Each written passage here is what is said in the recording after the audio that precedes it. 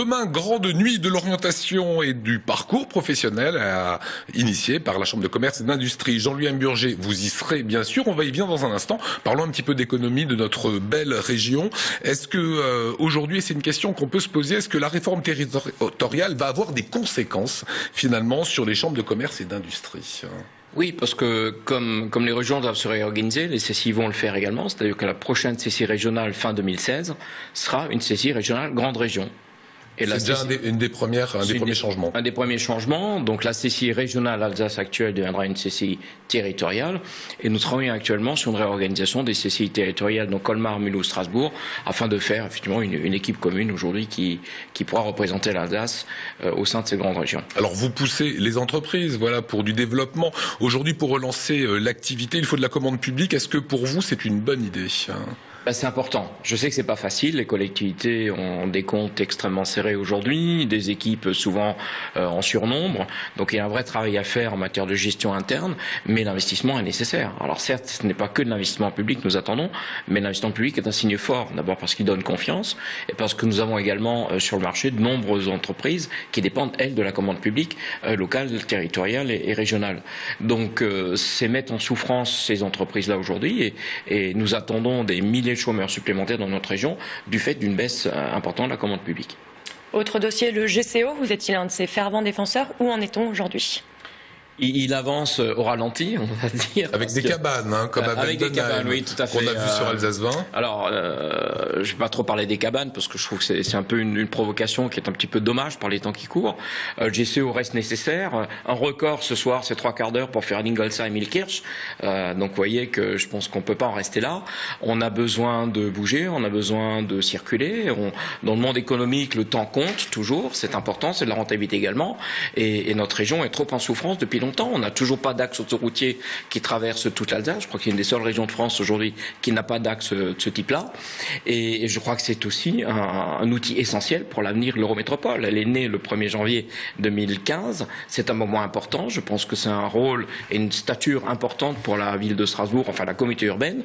Et je crois qu'on doit absolument lui permettre aussi de pouvoir se développer, puisque c'est l'objectif. Alors, être Eurométropole sans avoir la capacité, je dirais, de permettre une circulation et un flux correct autour d'elle, de pouvoir les faire bénéficier aussi de moins de pollution, parce qu'on sait qu'aujourd'hui les conséquences sont extrêmement graves en matière de pollution. Je crois que si on veut miser sur l'avenir de l'Eurométropole, de son territoire économique, il nous faut un GCO. Vous parlez justement de Strasbourg Eurométropole, à l'instar de Strasbourg qui est devenue Eurométropole. Est-il envisageable un jour d'avoir une CCI Eurométropole ? Oui, d'ailleurs c'est dans les tuyaux. Puisque les 12 CCI dites métropolitaines, c'est-à-dire les grandes villes ou les grandes communautés qui sont au-dessus de 500 000 habitants, Lyon, Nantes, Toulouse, etc., s'organisent au sein d'une association.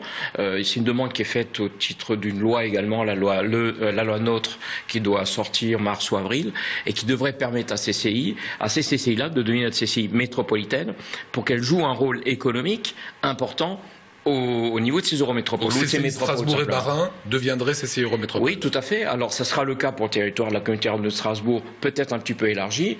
Et c'est là qu'en fait, il faudra que nous peaufinions l'organisation, parce que si cette CCI métropolitaine voit le jour d'ici le printemps, elle devra trouver sa place au sein de la CCI régionale également.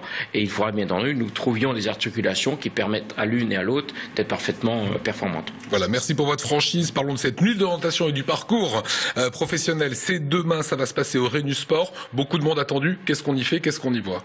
Alors c'est une journée une soirée, on va dire, qui est ouverte non seulement aux jeunes qui cherchent leur orientation, et c'est un moment important de leur vie, mais également à des personnes adultes qui cherchent à se réorienter, une réorientation de carrière, un nouveau job, voire créer une entreprise. C'est-à-dire que tous les services de la CCI sont mobilisés, il y a le commerce, il y a l'industrie, il y a ces choses-là? Alors déjà, les services de la CCI sont mobilisés, mais nous avons aussi un grand nombre de partenaires. Alors, si vous permettez, Lionel, on va peut-être juste parler du programme, parce que c'est ce qui est le plus alléchant pour demain. C'est d'abord un café des métiers, qui sont des échanges individuels avec des pros.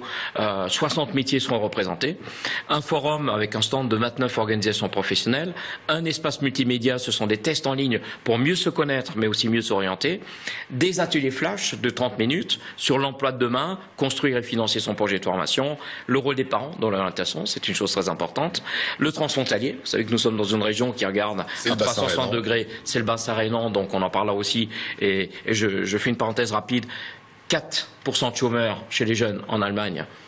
10% sur le territoire lacus, donc il y a des choses à faire. Et bien sûr, créer son entreprise. Nous sommes chefs de file dans ce domaine-là. Donc ça, c'est une possibilité. Et puis, nous parlons de l'alternance aussi, puisque l'alternance, ça reste une loi royale, pratiquée en Allemagne comme en Alsace. Donc, c'est rencontrer les centres d'apprentissage en Alsace. Et puis aussi savoir qu'il y a 300 diplômes que l'on peut préparer grâce à l'apprentissage.